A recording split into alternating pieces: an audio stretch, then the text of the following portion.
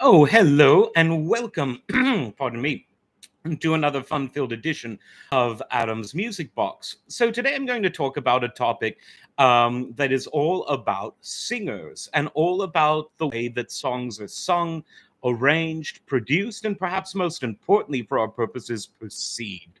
Now, the premise I want to deal with is the classic pop vocalist versus the new generation of vocalists who came about in an era where the supremacy of the one man or one woman vocalist, backed by anonymous musicians, arranged by prolific arrangers, was giving way to a more ensemble based format or a more singer songwriter format. Those two things happened simultaneously beginning in the mid 60s. But before we get there, let's talk about what we mean by classic pop. Now, classic pop wasn't a term that was actually used when classic pop was very popular. It was just, surprise, surprise, pop music. It's a bit like, when someone's in China, let's go get some Chinese food. No, it's just, let's get some food. You know what I mean? People who live in China can confirm whether that's true or not. But, people in America, when they get a burger, let's have American tonight, where someone in Japan who doesn't feel like sushi or ramen might say, let's go and get some American. Again, these are the linguistic intricacies of the world. So, in the classic pop era, that was just pop music. It was vocal pop music. And it was an era that lasted quite a long time. Singers who came out from the 30s up through the late 50s all participated in this classic pop era. And of course, all of them remained very popular into the 60s. And most of them remained quite popular in the 70s, 80s, and some of them even into the 90s.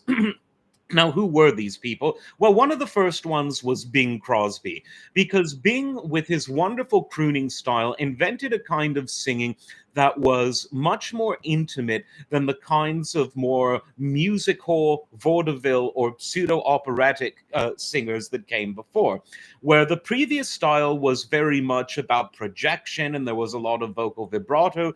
This was all about nuance. It could be whispered, could be very dynamic. And the story goes that this is because it was the first generation of singers singing with the microphone in mind and with the unique microphone technique, where previous singers, whether from vaudeville, music hall, or indeed classically trained singers, they are trained to project in big auditoria without the need for a microphone. And when you are miking them, for instance, for the purposes of recording, you're miking them very different than you mic a traditional modern pop singer.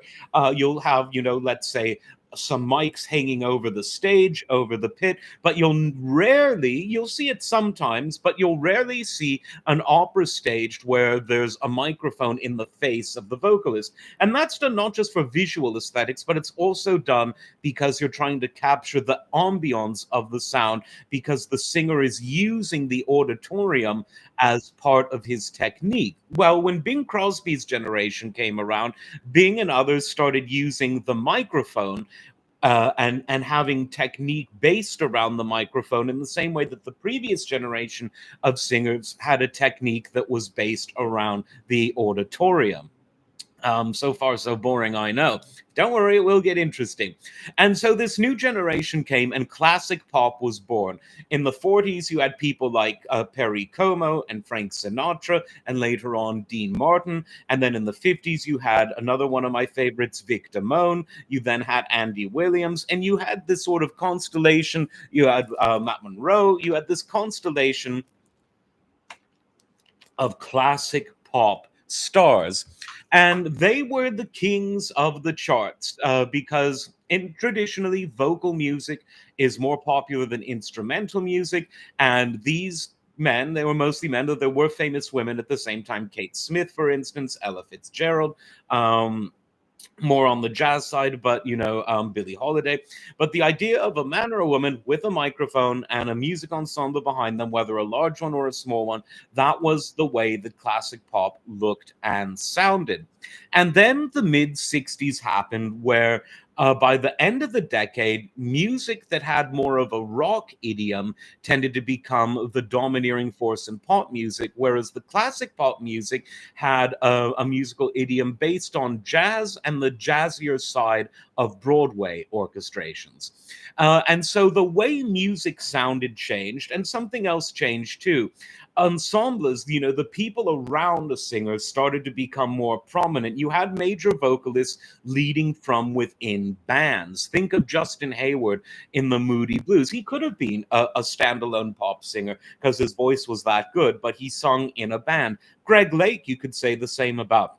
He sung not only in a band, but in a really progressive band. I would say the Moody Blues were progressive too. Just two examples. But there were still many solo artists, vocalists in this new era, but they were competing with, like I said, they were competing with bands. They were competing with singer songwriters who generally did their own music as opposed to, the great music of the day or the great American songbook. But let's look at the new generation of singers, most of whom were singing other people's songs. But I'm going to also include in this list people who sung their own, and I want to see what similarities or differences they have in terms of their musicality and the way they were perceived compared to the big titans of the classic pop era, your Sinatras, your Damones, your Comos, your Crosbys. So I made a list of some of the people that I consider the most important of this new era from the 1960s up through the 1970s and beyond. And one of the first that I thought of was Johnny Rivers. Now, Johnny Rivers was one of, in my view, one of the first vocalists as to really achieve a lot of fame as a solo artist, but to do so, hold on, I need to respond to a message.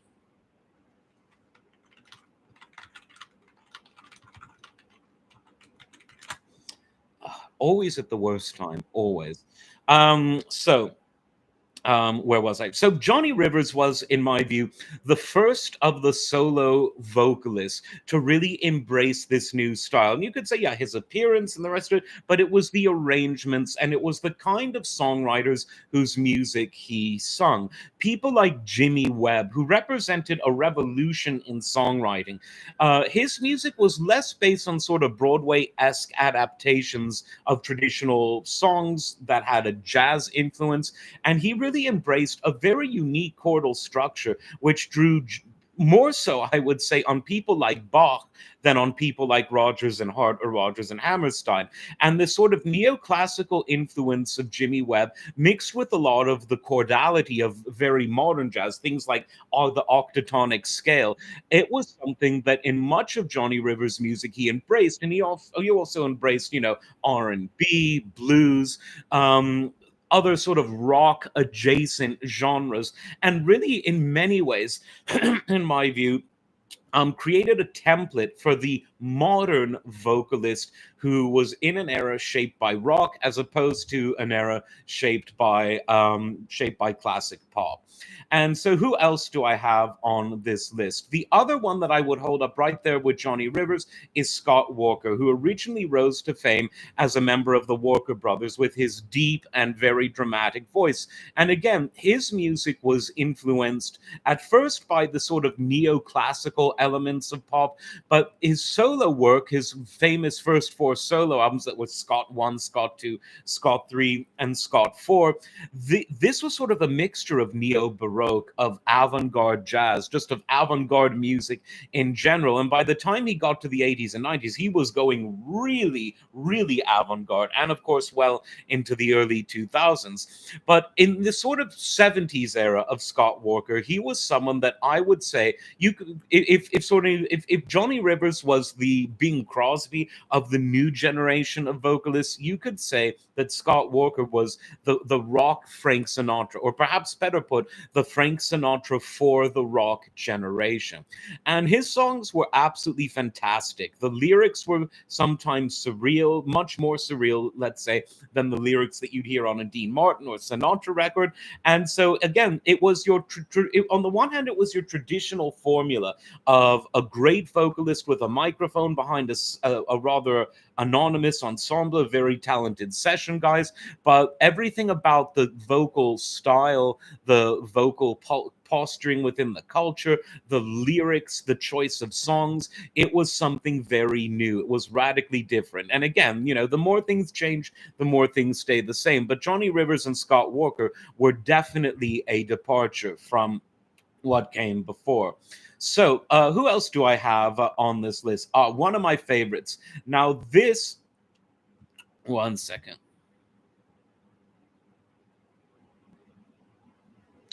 Okay, sorry. It is quite funny that everyone emails me when I'm on the stream and no one emails me when I'm not. It's really, really weird. Okie dokie. So, where was I? Okay, Terry Collier.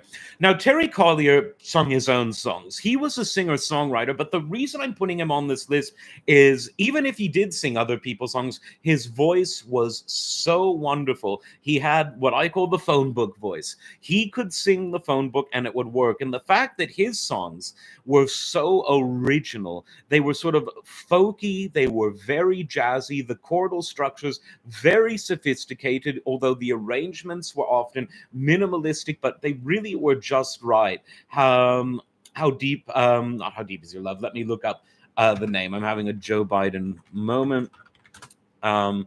Deep like a fountain. It's just a great song. Once. What color is love? How deep is love? But it's from the album of the same name from 1972. He had such great. All of his albums were really good, but this was generally considered his sort of his masterwork, even though I would say that almost everything that he came out with in the 70s was a masterwork.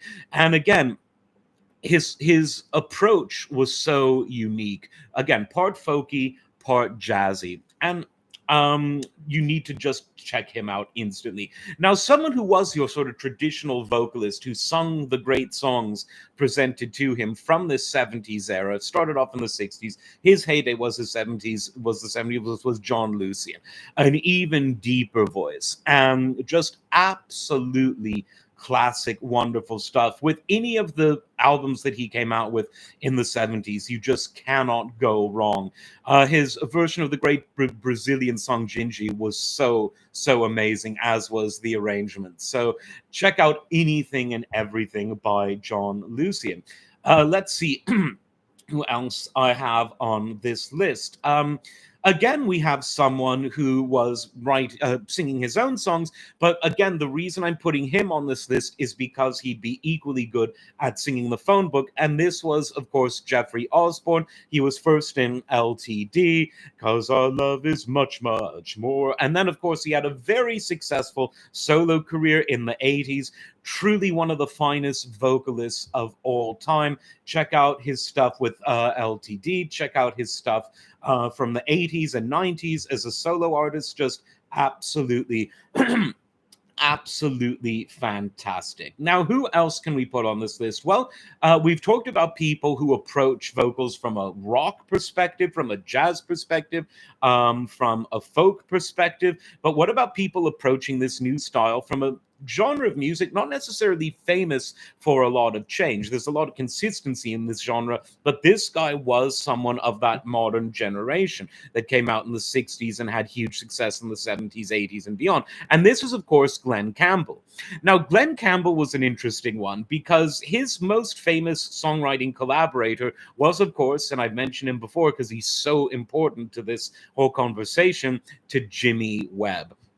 Now, Jimmy Webb was someone who wrote, I would say, some of the best songs that Campbell popularized. Wichita Lineman, the Campbell version of Galveston, Where's the Playground, Susie, a less well-known song, but a wonderful Webb Campbell collaboration. So many others. By the time I get to Phoenix, he did a great version of.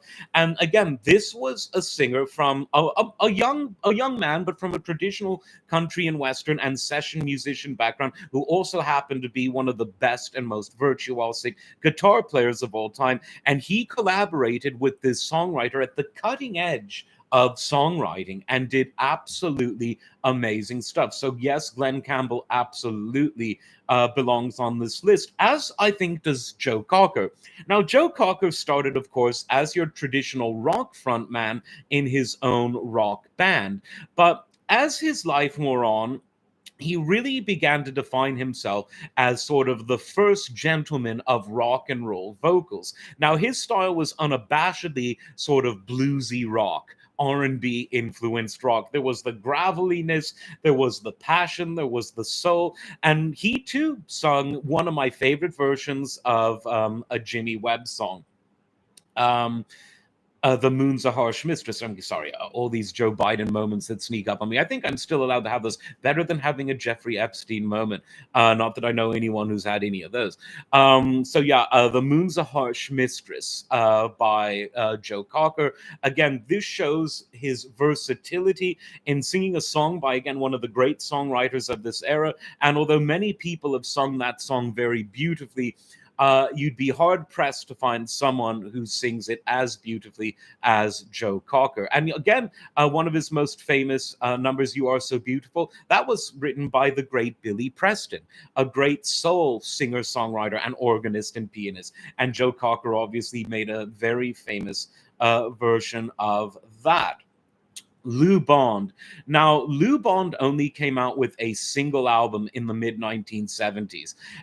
He was someone who entered the music industry in terms of his international visibility and, stepped back just as soon. But his solo album has some of the best vocals of this era. Such beautiful soul, such wonderful sense of chords. The songs he wrote were gorgeous. So you've got to check that album out. It is on social media. It is on your big streaming services. You do not want to miss it. It's Lou Bond. The name is Bond, Lou Bond. See, now you'll remember it. One of the very best. He only did one album, but hey, his one album is better than some people's catalogs. Another great singer who spanned sort of many generations from the 50s through the 70s and beyond, Walter Jackson.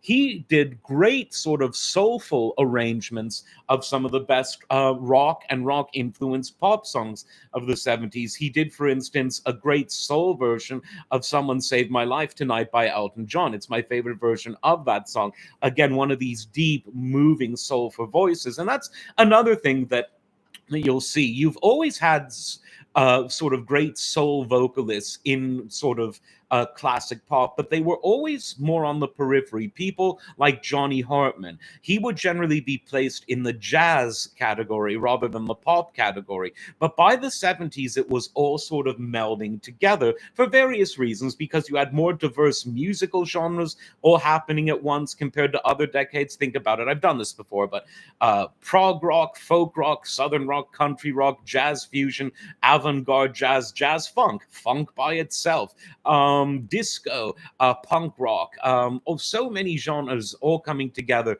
modern country and western, traditional country and western, all coming together in the 70s. And so that that along with rather the differences in racial, societal perceptions compared to, let's say, the 40s and 50s, also opened up the pop world to many more who might have been confined to the jazz world, sometimes for musical reasons, but sometimes for sociological reasons as well. So that is interesting to me as well. Peabo Bryson, another really, really great singer of this era, wonderful songwriter as well, as was Leroy Hudson. "I'm in the Mood," different than Benny Goodman's Mood, but nevertheless a very, very good mood to be in. Tim Buckley, again, I'm putting more singer-songwriters in this category than I originally intended, but again, it's because their style was sufficient to stand alone no matter what they were doing. He was sort of a man, Joseph in the Amazing Technicolor Genre, if you wanted to make, a story about Tim Buckley. He did everything from rock to folk to jazz to fusion to everything. If he lived longer, he'd probably do hip-hop too. But again, another one of these stalwarts of this new era.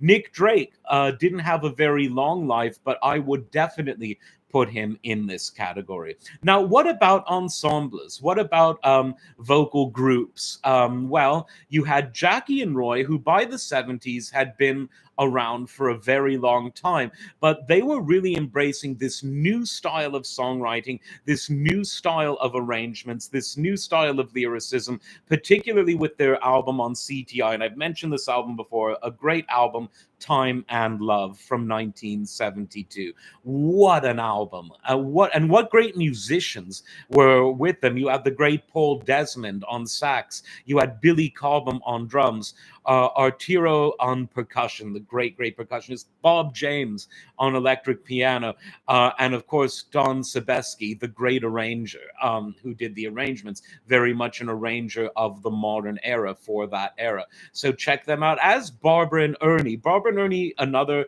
male-female duo, not necessarily as well known, but the lone album that they put together is absolutely a beautiful sort of soulful meet psychedelic version of some of the most popular songs of the era from 1971. Definitely check that out. Check out Rotary Connection, a band whose songwriting was really influenced by, I would say, Jimmy Webb, and same with the arrangements. And they also launched the career of Minnie Riperton. I recently did a video on her, and her initial albums, like Come to My Garden, is all of this sort of very neo-baroque, neoclassical pop music that was very revolutionary for its day. So yes, would Rotary Connection as a group and Minnie Riperton, certainly her early solo artist stuff, be in this? Absolutely. Her later stuff was more in your great sort of mainstream soul tradition of the 70s. Wonderful, wonderful stuff. Watch the Minnie Riperton video and check out all of her stuff. Who else do I have? Okay, there was a band called Air in the early 70s. And they had a really, really cool album. And the songwriting was, again, very much of this new style, where they were playing with new kinds of harmony that you just didn't hear in a lot of music from, let's say, the 30s, 40s, and 50s, which, again, that music was very chordally and harmonically sophisticated. But the sort of post-Jimmy Webb generation, the post-Brian Wilson generation, because even though he wrote in a band, he definitely influenced this new style as much as Jimmy Webb, two of the great songwriters, possibly the greatest songwriters to come out of this era. You definitely are feeling those good vibes. See what I did there? In Air. So definitely check out Air. Now, here comes the interest. Before I move on, The Fifth Dimension, obviously, so many great songs that they did by Jimmy Webb. This Is Your Life, Up, Up and Away. The Association, a great sort of group that wrote most of their own material. Wonderful harmonizing, wonderful stuff. So now the question that we have to get to is, what were the classic pop artists doing at this time? And the answer was that they were keeping up with the times. They weren't slouching or falling back on, resting on laurels. I've said before, and I'll say it again, that some of Sinatra's best albums, in my view, were from the 60s and 70s. Whether the best Sinatra album of all from the early 60s, in my view, Sinatra in Strings, to the great Cycles at the end of the 60s. What an album. What an album that people just don't talk about enough. To Watertown, which was a collaboration with the songwriter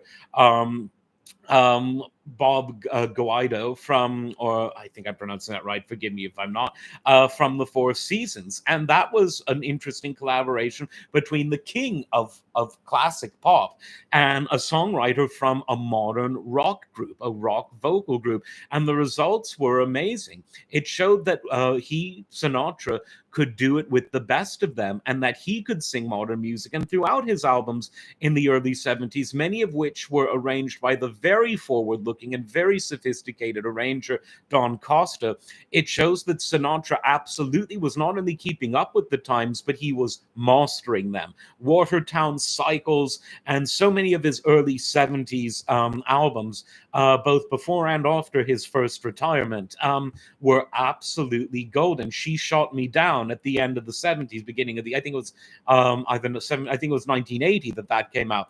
So very modern in its arrangements and its approach. So don't let anyone ever tell you that Sinatra was stuck in any era. Sinatra was a pioneer. He invented the concept album, for Pete's sake. So there you go.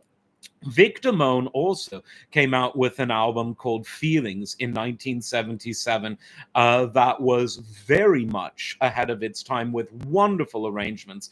I've actually done a video on that album. It has contemporary songs, traditional songs, but with very contemporary arrangements. You have Bread being covered, you have the Carpenters being covered. So again, Victor Moan showed that he could come out with a very modern style of album while still retaining his classic pop sensibilities. Andy Williams, sometimes seen as the most sort of conservative, not politically, but in terms of musically, of that era. But he in 1973 came out with Solitaire, an album of modern music, but that was less well known. He looked for, with a few exceptions, more of the underground stuff. So whether it's sort of Lost Tango in Paris, whether it's sort of the less well-known songs by well-known artists, he really did some interesting things. And his version of Neil Sedaka's Solitaire is amazing. Perry Como was someone who was very forward looking in the 70s and well into the 80s. In fact, some of his best albums were from that era. His self titled album from 1980, his final album, Today, from 1987, really forward looking in terms of the song choice and in terms of the arrangement. So while the classic pop stars are sometimes pigeonholed into a single era, they were really people who could do it all. And while this new generation of songwriters, of singers, and of singer-songwriters had a different idiom, a different approach, the people writing the music had a different approach to chordality. This wasn't something that the classic pop guys thumbed their nose down on. It was something they embraced. You could say Sinatra embraced it most prolifically as someone who was always very much a trendsetter. But I would argue that just about all of the greats from this era were very, very adaptable, and they didn't really lose a beat. Their voices worked in this new style just as much as it did with the songs that were taken from Broadway or from the jazz halls of the 1930s.